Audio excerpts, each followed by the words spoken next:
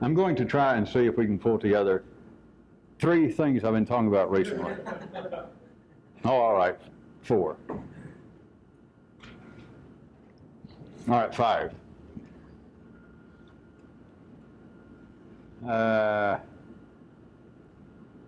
Everybody's on the take.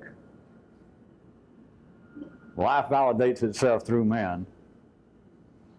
No. Everyone is continually being seduced.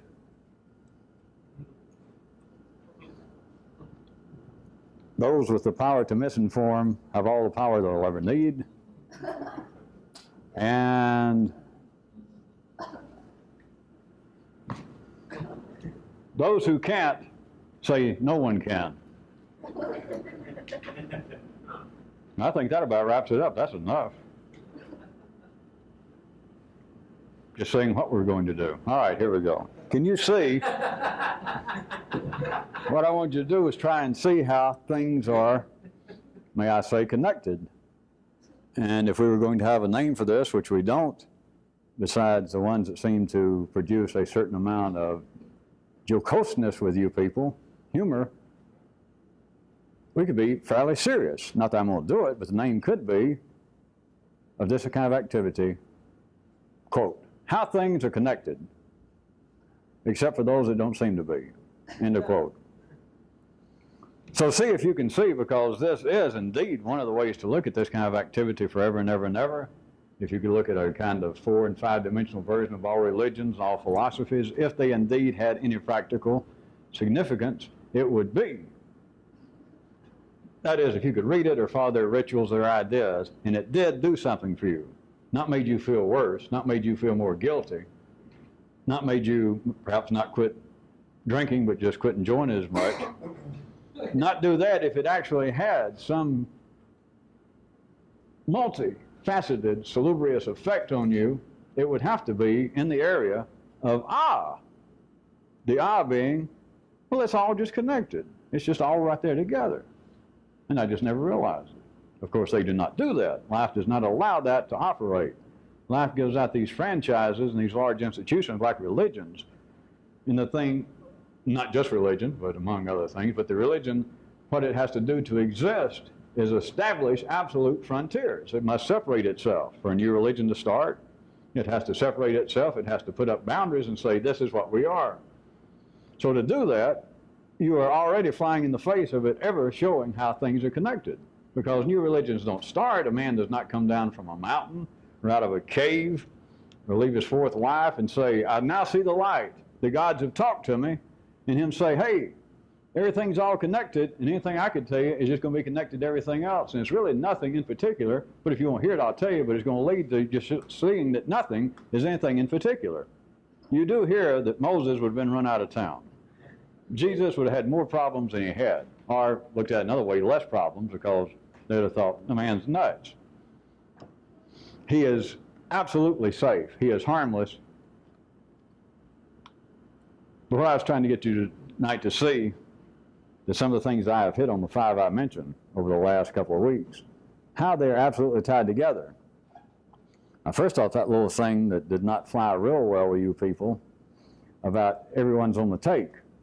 It's just one of those nice little phrases. It's one of those, of course, it's more than a phrase with ordinary people. It is an accusation. It is another bullet in people's bullet vest of accusations about life being on this level. But there's more to it than that. That is simply a reflection of something else. There's a verbal manifestation of the fact that everybody is on the take. That is, that things are not on the up and up. Not because of some problem that man has forced it upon himself. It is not through some shortcoming of man. It's not through some sin. Can you realize that you would not be alive intellectually? Let's forget about just artificially and arbitrarily cut off yourself from the verbal part of the nervous system loop. Do you realize that from there up, from the verbal part, you could not exist if you weren't on the take? You or anybody. If things are on the up and up, intellectually, you couldn't function. You'd be out of business. You'd be starved to death. If you were simply dependent upon, well, wait a minute, the things I've been told are the things that seem to be common sense. Let's see, do they add up? And the answer is no. Do they make any sense? No. Is everything I learned or anything I've ever learned through any ordinary avenues, has it produced anything of any significance in my life? And sad to say, if you're the type that likes to be sad, if not otherwise, the answer is no. You have got to be on the take.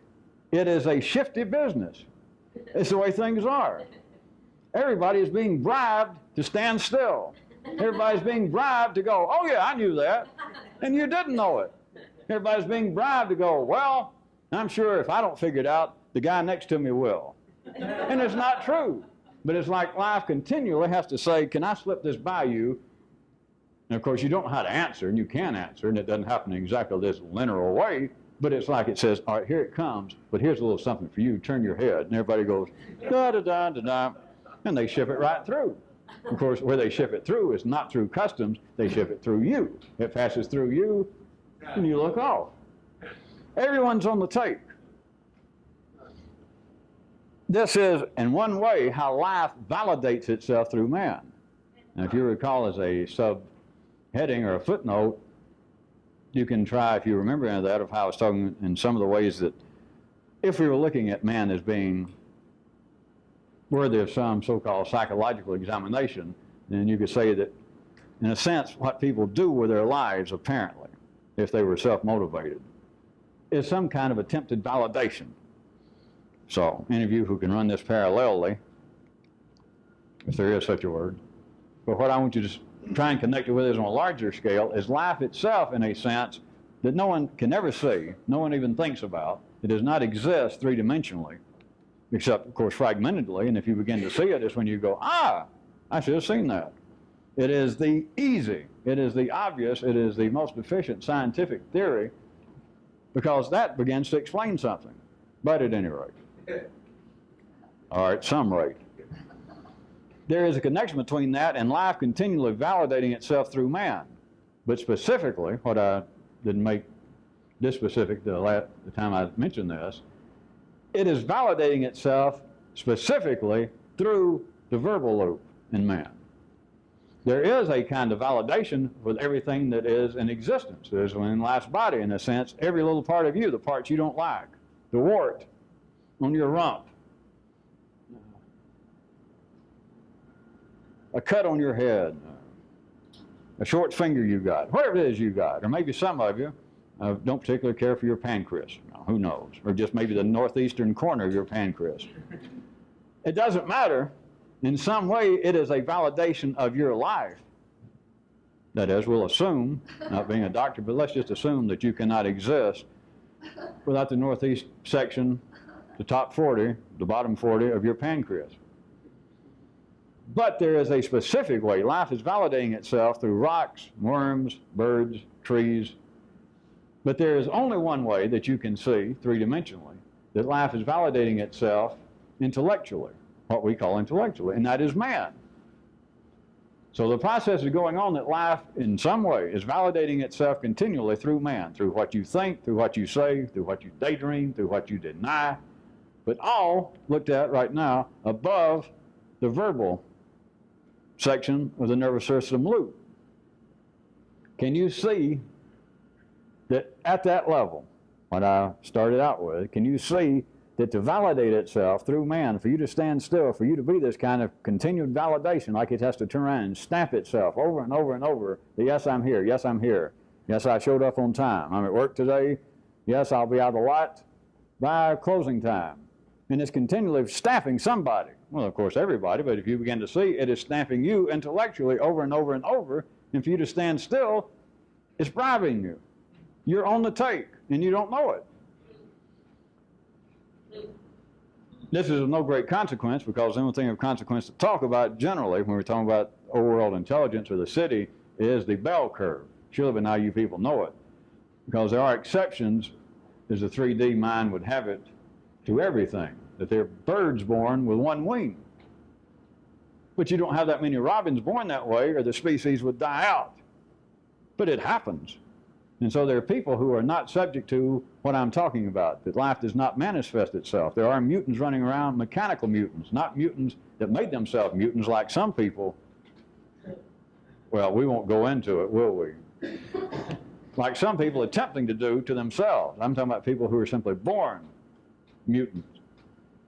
But in the bell curve, you have everyone is on the take. Everyone is living a dishonest life. But when I started to tell you with the little examples, the exceptions, it would appear to be, without them knowing these terms, that people who end up mentally deranged, they went crazy. Many of them, if they heard my term, this is no great consequence, take this as absolutely parenthetical, except to see that everything that you begin to see is tied into life.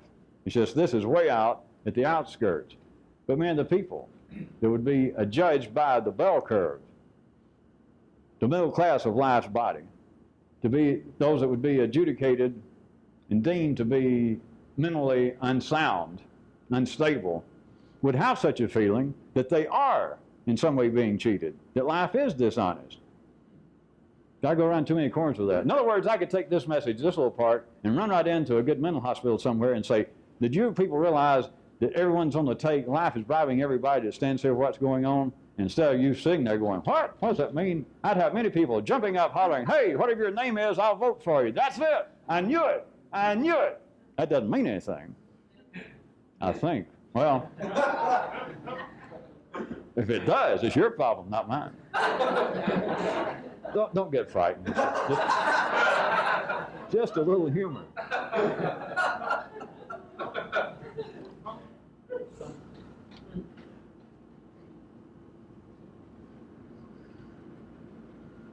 Since we're running on short tape and I'm trying to tie all these 5 up, that's why I did it tonight, so we could run real, real fast.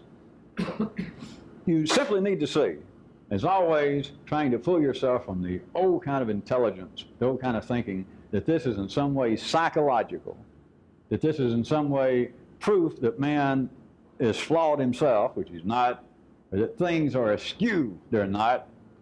They're simply not seen in their more complex, full nature. But what you should see is, from the intellectual view, from the view of the world that is unique to man, you should see that things are not on the up and up. But since that is the rule, you need to see it is not an aberration, and it is not something that ordinary people can fight against because ordinary people can't see it. When everybody is colorblind, the bell curve, and nobody, let's say, can see red, then there is no red. You understand? That if you were the mutant and you could see red, it's not that you're going to the rest of them and say, boy, you people should straighten out. To begin with, they don't need to straighten out. To begin with, they don't know what you're talking about. To begin with, they can't straighten out. They are then the two-winged robin species, and you're the mutant. So it's not that there is something ill-balanced afoot, but you should be able to begin to see that on the basis of everyone else having to believe that things should be self-evident, that things can be figured out, the truth is somewhere right here before us. Well, probably not right here before us. It's in a book. That's where it is. It's not right here before us. If I really want to know the truth, where's that book? I'll find the book. I hadn't found the book yet, but I will find the book. That somebody knows it and somebody's got it written down. So I don't have time, I'm sorry, to look out here. I don't have time to deal with what they call it. Starts with an R. An R.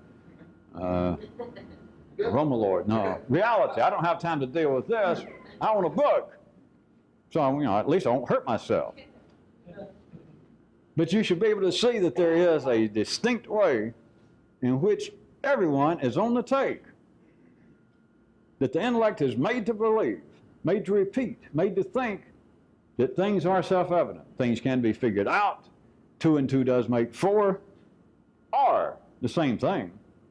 The intellect says things cannot be figured out. 2 and 2 does not equal 4 sometimes. None of this makes any sense, which by now you should understand is the same thing. All of that is a bribe. All of that is dishonesty. At that level, I'll tell you one more time, let me point out, it's not dishonesty, because it's the norm. If you're in a land of thieves and you try to be honest, it's the same thing as I was trying to tell you about being colorblind.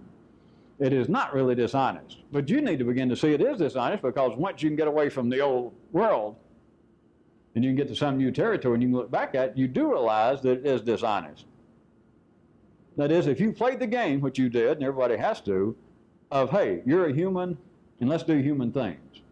That's what life is doing to you. And you go, all right. And part of the human things is to be intellectually curious. Part of the human thing is to be dissatisfied. Part of the human thing is to feel as though you're separated from life. And then part of the human thing is to think that, well, this can probably congeal in some more satisfactory manner. And all that's dishonest. Because none of what I said is true in a more complex way. The last part is absolutely dishonest, because it's never going to congeal on that basis. It has congealed. It's that you're simply looking at a flawed version of, what is our Robitussin? Reality. You're simply looking at 3/5 of it. And therefore it will never congeal. You don't call it dishonest? Now if you don't ever get out of the 3D world, the old world, then it's not dishonest. I wouldn't tell you it was dishonest. I wouldn't tell an ordinary person it's dishonest, because it's not. If you're going to stay in Spain instead of sail off with Columbus, and everybody speaks Spanish, and I told you, hey, speaking Spanish is what is killing you. It's going to keep you blind all your life. And of course, I had to tell you that in Spanish. That was the only language you spoke. And if I went and told people that, they'd go, right, yeah. Get a load of him. Is your last name Ziffel?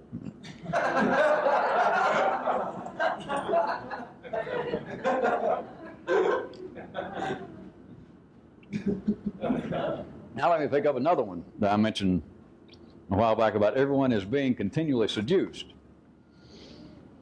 A part I didn't tell you that night, part I didn't mention, is this.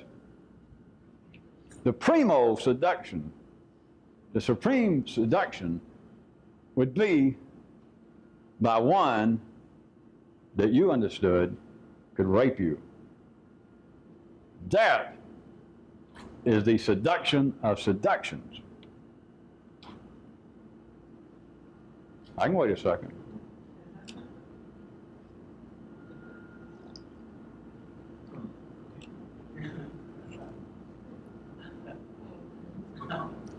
I hate for you to look so hard that you strain yourself. The ultimate seduction that, all right, yeah, I have been seduced, I've been had, is to realize, though, I have been seduced through whatever the method was, by Jizeric, by Attila, by Genghis Khan, by Superman. I have been seduced by one who did not have to seduce me. I have been seduced by one that could have raped me at will. That is the ultimate seduction. That is being alive. It is the kind of continual, non-stop validation that life does of itself through man. It is that everyone's on the take, that you can't go and call rape. You're on the take. You can't accuse life of being dishonest, because life can do whatever it wants to with you. So the feeling is, all right, I have been wined and dined. Life is not a bed of roses, perhaps, but hey, I got a Corvette, almost paid for, got a few women on the side, got my health, more or less. Making more money than my father ever did. I'm not too bad. Compared to what?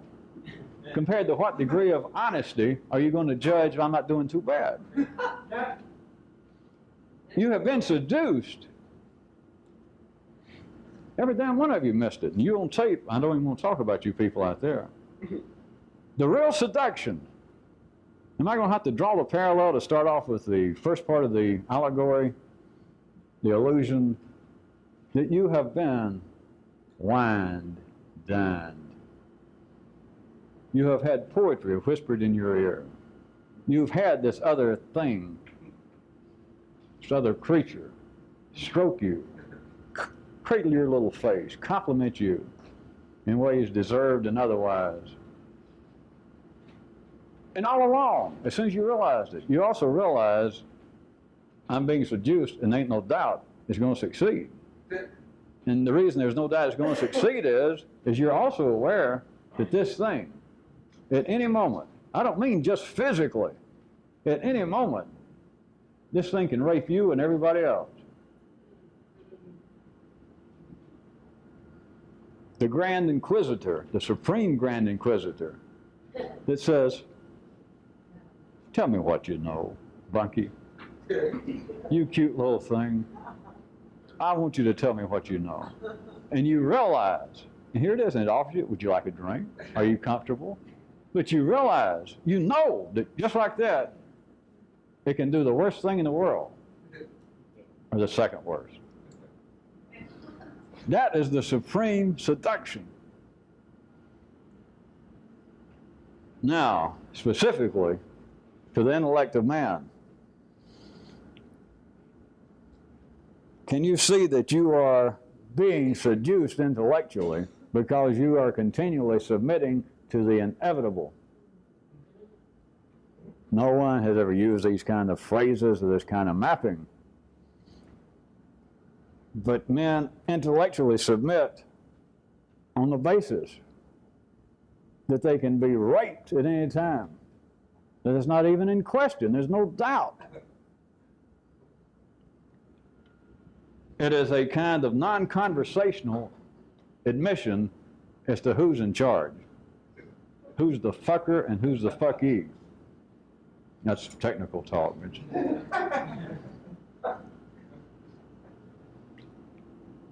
See if you can find how this is connected. I was going to go ahead and drag this one in since I just hit it on the run the other night. That those with the power to misinform have all the power they'll ever need. A lot of you laughed and liked that one. Now, if we were good city folks, if we were good old world, decent people, the line should have been that those with the power to inform have the power, or have all the power they'll need. Those that control the media, those that control the flow of information, right? Yeah. But let me tell you who's got the real power. That's those are it who have the power to misinform. You understand? When I lay out one of these sentences, I mean exactly. There's no fat, and they're not suffering from anorexia. It says exactly what I meant it to say, that those who have the power to misinform have all the power they need. But misinform means this. The inherent part of that sense is, to misinform means that you won't know better. It's not for somebody to come and say, hey, that's down. And you go, yeah, right. Surely you knew, when you laughed the other night when I said it, without analyzing it, you knew then it meant more than the obvious.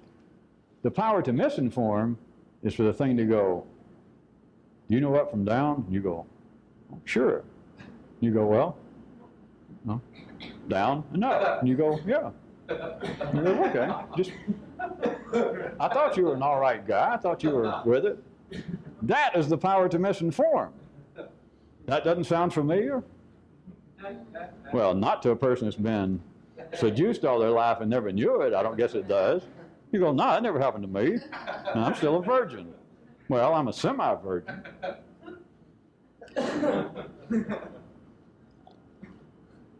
Plus, I'm honest. I'm not on the tape. Nobody can bribe me. Let me tell you a little bit more about the power to misinform.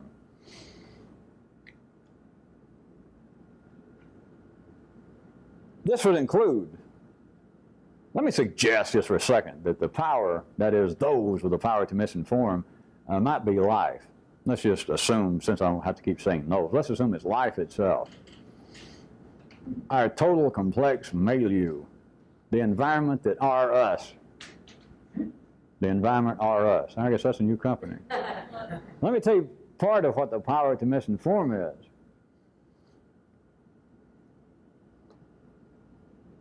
It's to make you think that indeed the misinformer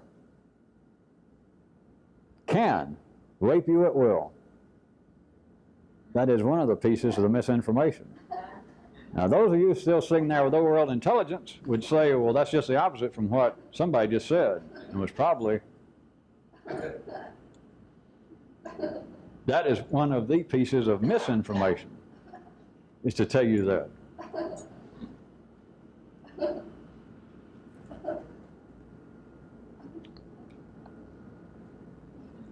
In this case, the rape, we're not speaking sexually. Surely you people know that. Of course, you people out there on tape at other times and other places, God only knows, God and Larry, what you people make of this. But as we like to say in the trade, that ain't my problem. I can't remember what trade. Is it plumber? I don't know. Part of this rape, or part of this misinformation of it saying that it could rape you at will, is that it can give you whatever information it wants to. You'll take it, and you'll like it. If I like it means you don't have to agree with it, because whatever information life sends out, half the people are going to say, yeah, that's true, and the other half say, no, it's not true. So you people are good enough to know, but now when I say like it, those who say it's not true, they still like it, they took it. If you didn't take the information, you wouldn't have any reaction to it. You wouldn't say, I like it, or I don't like it, or I believe it, or I don't believe it. So you like it, or you wouldn't respond to it. The energy flowing through the information would have no effect on you. You see that that is not only rape, that is misinformed rape, of making you believe that that's true. I know I got to say there's another level in there. All right, let me try it another way. I'll simplify it. Don't do that. All right, I'll simplify it. When somebody tells you not to, if you got any sense, you say, oh, I won't. Then you have to go ahead, see. It's like saying that there's 3 things I was going to point out, because I figured if I said 5 to start with, right off the bat at the tape, many people's intelligence must go, got to connect 5 things, Jesus. No. So I said 3, and I went, oh, maybe 4.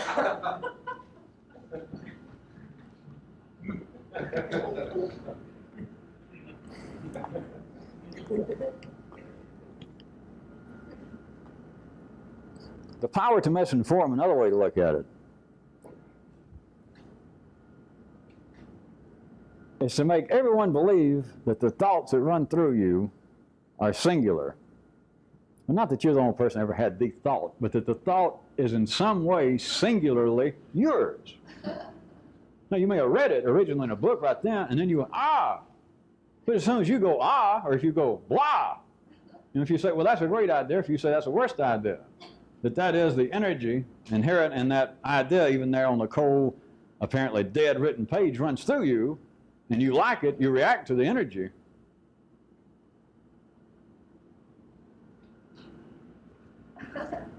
You have taken it now as being singular with you. You take it personally, that you now think that, or else you now think that that's not true. It's the same thing, but you now think it as being a piece of you. You don't realize that you've been raped. You don't realize that you've been misinformed. Of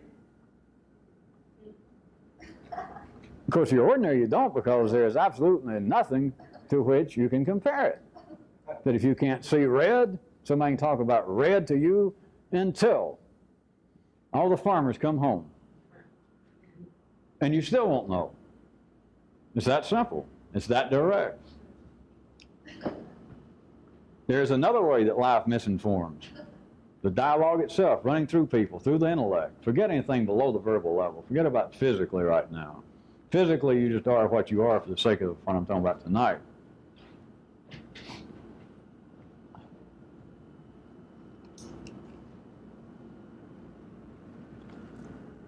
Life gives you misinformation. That is, that 2 and 2 does not turn out to be a pragmatic, a workable 4. It does not change you intellectually. It does not change what you seem to be. The information that life sends out to the middle class, to the bell curve. A part of the seduction is that it can give you anything, any misinformation it wants to, and not only will you accept it, but you cannot tell that it's misinformation. Since you cannot tell that, we're back to what I pointed out, that there is no way to talk about ordinary people being seduced being on the take, being raped, because it's not true. And even if it is true, they don't know it. They can't know it. So it might as well not be true. You understand?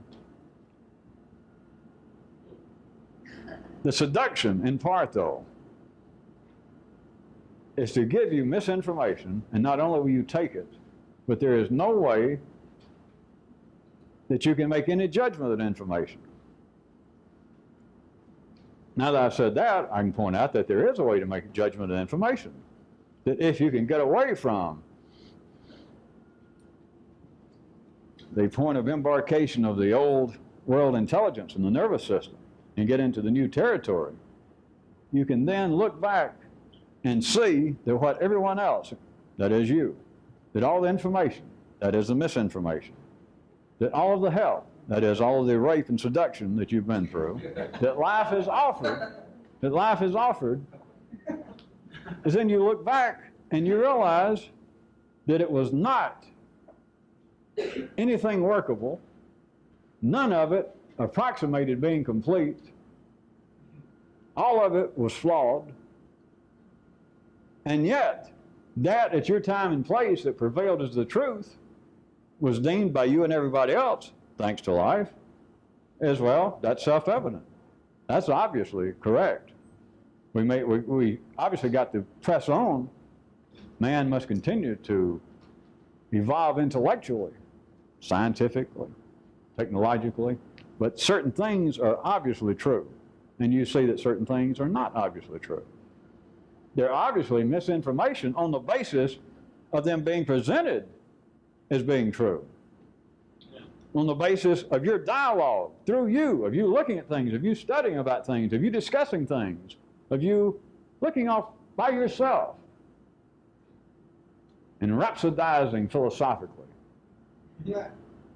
It's all a form of misinformation.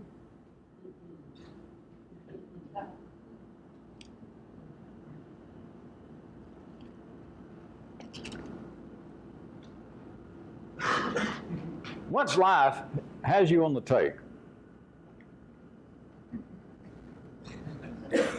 once life has adequately seduced you, proved that you could be had with no problem, once life sees that it can feed you any information it wants to, that is misinformation, because it's all misinformation, you understand? Surely, it's not that there's any question about any piece of information being valid or invalid, it's all misinformation. Anything that the ordinary intelligence can accept is misinformation. So once life understands in your case that that's true, then life can generally ignore you. Because it's not a question of what information should I let out.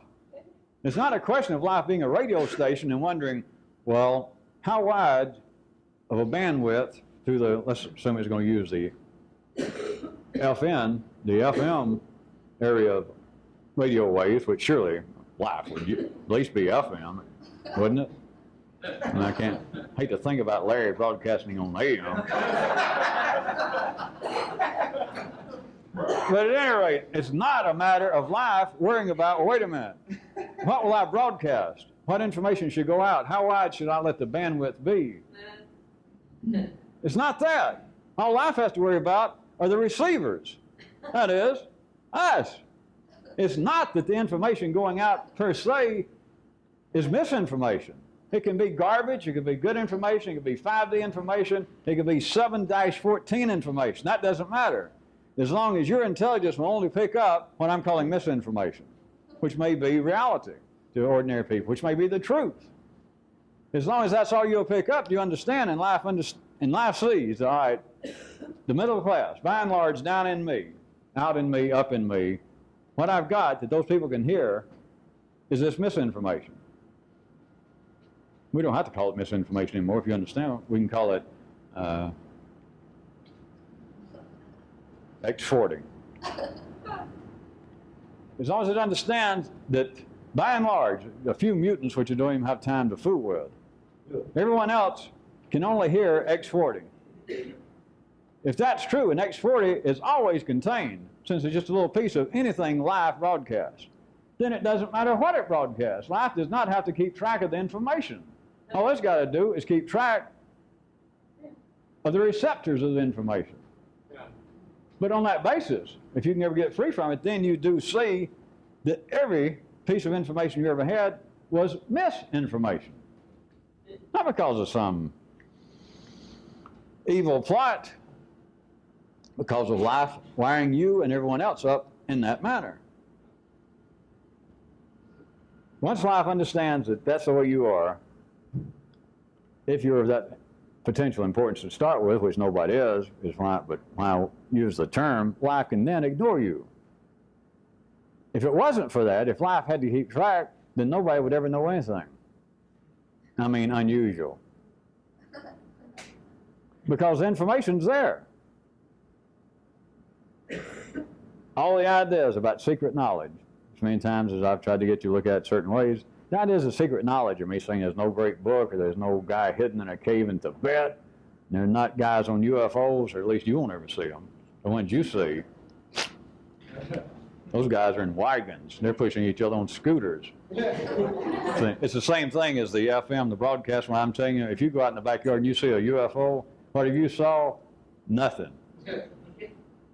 Probably Charlie Brown was running it, or Snoopy. Because if you can see it, it ain't shit. Let me just put it to you that way.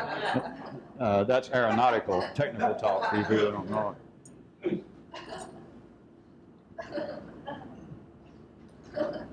It's not a problem of information being hidden somewhere, some secret. It's right here. It's the matter of the receptor. It's a matter of what you can take in. The fifth one I was going to tie up. Are we to 6 now? Did I lie to start with when I said 3 and then 4 and 5? All right, it was the fifth one. You recall the one, either me or Kyrute. All right, either Kyrute or me. That only those who can't say no one can. Don't say it that's obvious, because it's not. If you think that's obvious, then you would have never tried to follow any religion. You'd have never taken any advice from anybody, including your own parents. You'd have never taken any proverbial wisdom as being wisdom, because you would have looked at the source, the apparent, the obvious, the visible, the verbal source of the information, and then you'd have looked at the source. Anyone who says no one can do that, what they're saying is they can't do it. It's those who say that no one can are the living proof that they can't. No one sees any possible connection with those first 4 things to this one. All right. You don't see any connection between everyone's on the take, life validates itself through man, everyone is being continually seduced. Those with the power to misinform have all the power they'll ever need.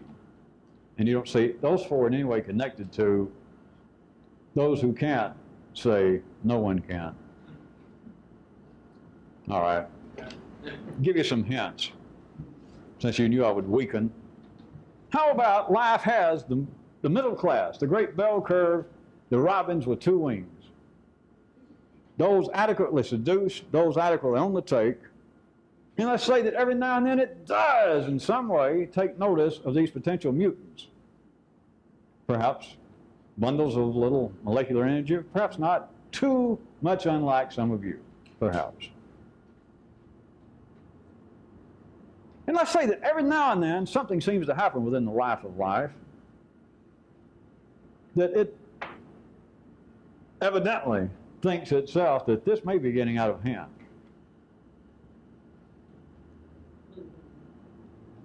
I'll give you another hint. There is, even in the 3D world, there is some historical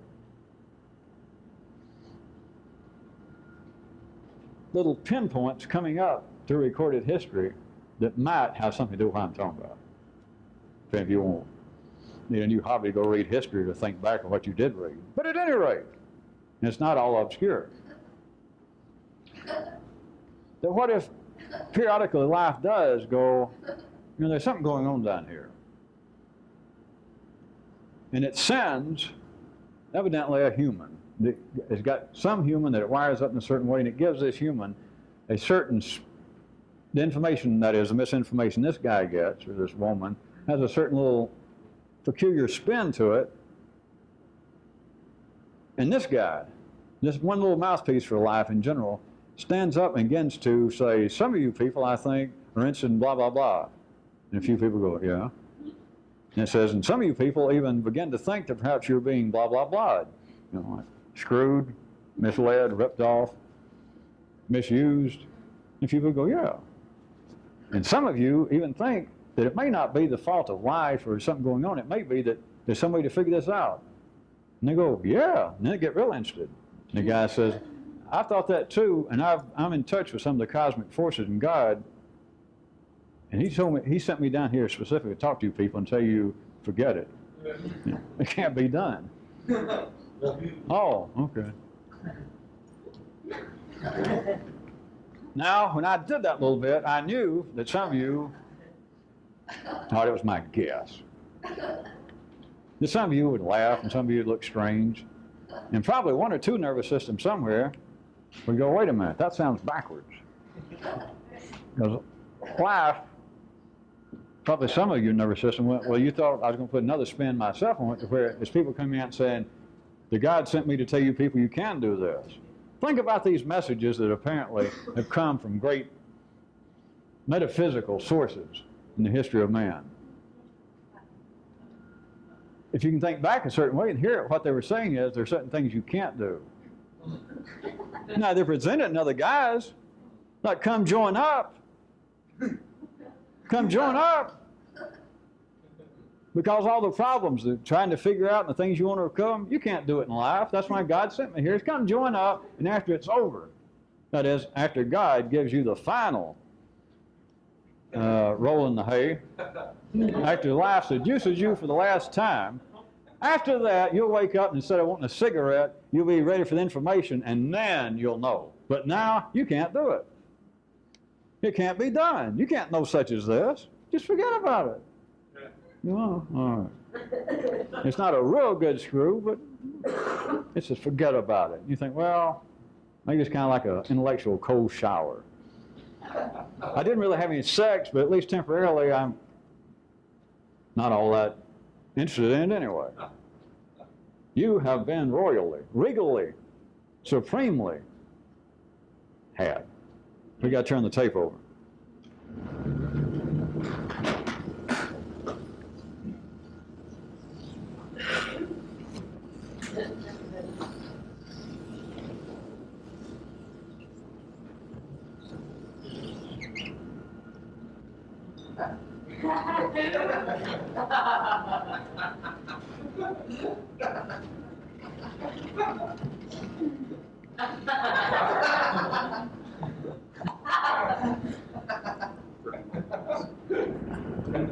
The idea that those who can't say no one can, you've got to see that that is life at work again inside the dialogue of people individually, then inside of what is really an institutional size. That is the external dialogue of life itself. Civilization, common sense, scientific progress, technological evolution. All of that is saying things that man cannot do. Continually. But you have got to see that that is life at work again, the same as the first four I started out with tonight. It is life at work. It is life doing what is good for life. And indirectly, it's not bad for you. It's not hurting you, especially if you're middle class, especially if you are forever tied to the shores of old-world intelligence. It's not hurting you at all because you don't know any better. It'd be like someone, what was his name? Ernestine the Baptist, crying in the wilderness. You people can't see red, you can't see red. He finally, or she sneaks closer up the city and hollers out, you can't see red, you don't know what you're missing. And everybody in the city is colorblind. Boy, are they upset to get this message. Boy, does that turn things around. It is life back at work. But if you can ever free yourself from the shores of old world intelligence, you have got to see, if you're going to be a real explorer, that this is supreme misinformation. At the old level, it is true. Everything that your mother and your father, that life tells you cannot be done, it's true. So what? I mean, is this some kind of big shock? What the hell were you doing for the first 20 or 30 years before I met you? I don't know. You're still stumbling around thinking, no, that's not true, I can do it. God damn, shape up. Everything they told you can't do was correct. Their life wouldn't have made somebody tell you personally, you can't do that. Oh, yes, I can. No, you can't. Oh, you might physically go do it, but you're not really going to do it. Because if you do it, now I can talk here forever, but you should know how it goes. The way that life runs its energy, the way that life cooks everybody's books and churns everybody's account, you can go do it and then go back to whoever told you and say, hey, I did it. You said I couldn't do it. And they go, oh my God, you didn't really. Yes, I did. This is one possibility. They go, oh no, don't tell me you did. Then you think, my God, what have I done? Or you say, or you go back to them, just, come on, I can start making these up, but you go back and say, you told me I couldn't do it, I did it. And they look at it, say, Dad, you call that doing it? That didn't do it. And you go, oh shit. Or you go to somebody that told you couldn't do it, and you say, you told me I couldn't do it, I did it. They went, well, I just told you that was a joke. Or you go back to somebody that told you you couldn't do it, and you say, look, I did it. They say, well, we've changed our mind since then. Anybody can do that. Then you think, well, I spent 10 years. Do you understand? If somebody told you, which it was life, remember, they're just waiting for life. Life sent them there. I mean, it's as bad as somebody knocking on the door and trying to sell you what? I hate to say insurance. The complete recorded works of George Gershwin. Give me insurance. If someone told you you can't do it, it was correct. Even if you go do it, you can't do it. So what any individual told you, what you seem to have told yourself, what seems to be self-evident mortal truths, that, well, there's some things people can't do. You're right. So what? Let the rest of the world, which they're going to do anyway, they don't need my permission. They're the ones still going to bat around over there in Spain, Portugal, Italy, the old world of intelligence. They're the ones that are still going to battle around. Wait a minute. They can't tell us that. Surely we can do it. We can do it a little bit. They're the ones that got to deal with that. In your lifetime, you've got to see. If life has told you some way that you can't do that, you can't do it. Just forget about it. The fact is, it ain't worth doing. It doesn't matter. You can do it. You can't do it. It can't be done. Everybody can do it. That's just part of the seduction. That is part of the misinformation, say you can't do it.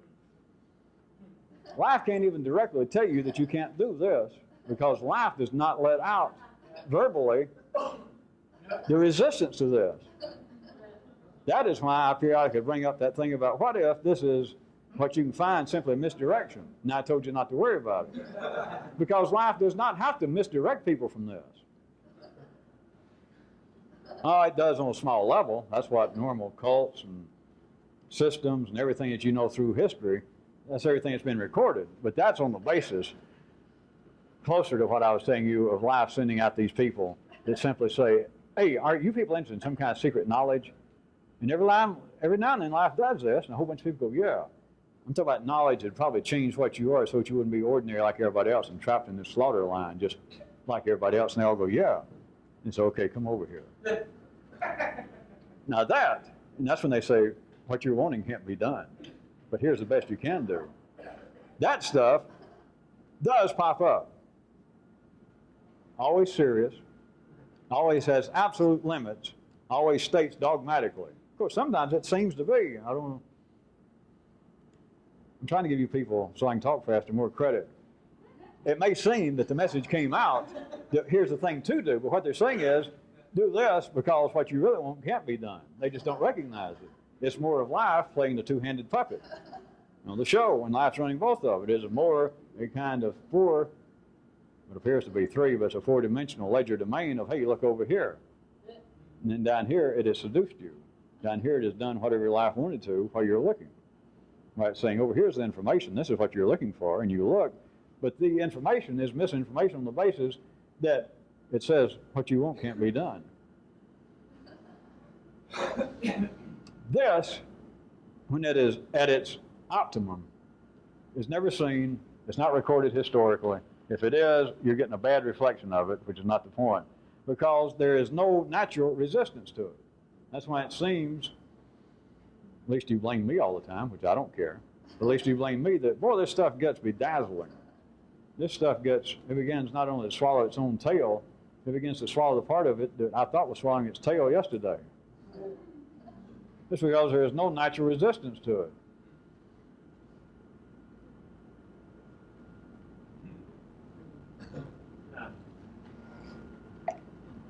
Put another way, and I'm not speaking about me personally, of course, but once you can get plugged into this, you can't be misinformed. It just doesn't exist. You get on virgin shores, you get away from the old intelligence, and it's not a matter of what you look at. You may get there, and here you are. You jump off the boat, the raft, and you're in this brand new territory, and you see something. It's like a cross between what? A dinosaur and a rabbi. I don't know. There's no way you can stand there and go, wow, this thing doesn't exist. If you're the only person that sees it, how are you going to talk to somebody? Because you're that good, you realize that what you're seeing now, you're not going to turn to somebody next to you. You understand I'm having to stretch reality, because what are they doing there? They're supposed to be back, right? Playing with allegorical reality. But you know not to turn to somebody else and say, did you see that? And they say, no, because you wouldn't be that dumb. But then if you were that dumb to even start, then you get dumber. You say, let me describe it to you. And you might as well take a shovel intellectually and begin to dig a hole and get in, because the more you talk to them. But do you understand? It is not misinformation, because it is not comparable to the old information. That's the trick, or one of the tricks. That once you get plugged into it, it's not a matter, which I know there's none of you real people involved with this, it's not your concern anymore at all. But it's not in some way about, how do I know I'm not being tricked by you or by this? How do I know that you're not seducing me? Yeah. Compared to what? Now, if you think about it a second, you realize, wait a minute, that doesn't make any sense. There's the proof.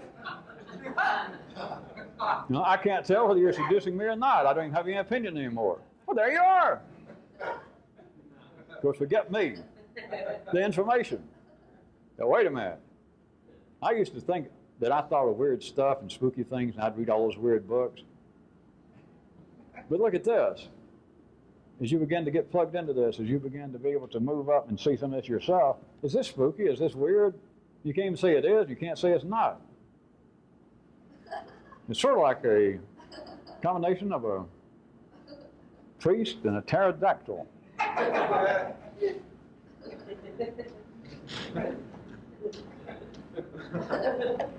Or maybe it's more like a combination of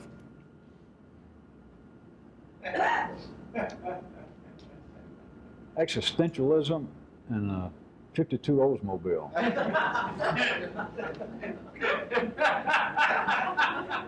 Which, if that's the basis, that's what this is, you understand there is no natural resistance to this.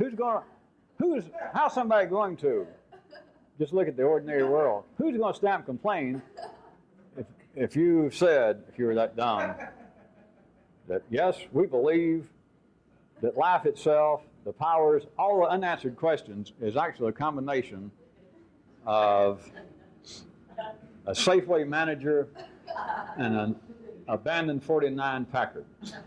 Who in life is going to get it and say, wait a minute, that's dangerous territory. You people shouldn't be doing that. Or somebody stamp and say, wait a minute, I've heard that story before, and you people are wrong, and I can prove it. There just is no natural resistance to it. In case you still have any doubt. It makes for some interesting travel. I started to say it makes for some squishy travel that you step off the boat after all this journey, and the land seems sort of unstable. Whereas back in Spain, back before you left, they had good docks there. The land, not given to great seismic upheavals. But it seems kind of mushy. Kind of gets between your neurological toes. Oozes up. Well, remember this. If you're going to have great thoughts, be sure and wash your feet first. And if you do travel through such areas, do not come in and track it on the white carpet. And with those kind of warnings, that's going to be the end of tonight's public tape.